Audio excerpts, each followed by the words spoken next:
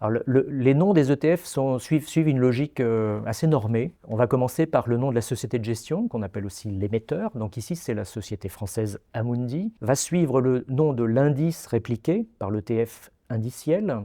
Ici, l'indice CAC 40.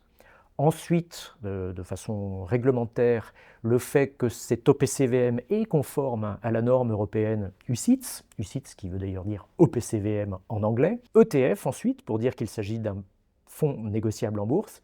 Et DIST, c'est Distribution en anglais.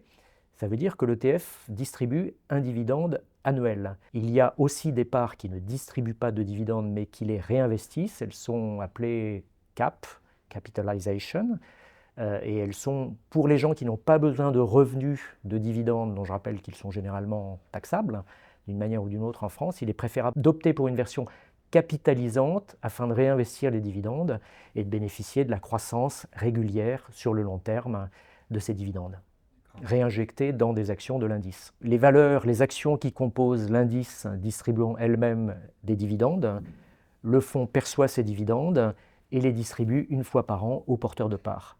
Alors on est ici sur un ETF qui est émis par iShares, qui est la marque ETF de BlackRock, le premier gérant d'actifs au monde, qui réplique l'indice S&P 500.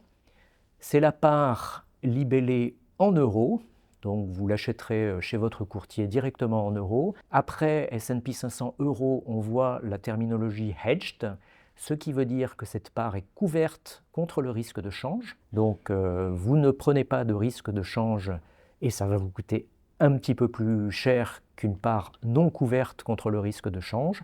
C'est un fonds conforme aux normes UCITS. C'est un ETF et c'est la version qui réinvestit les dividendes, comme le montre le terme AC à la fin.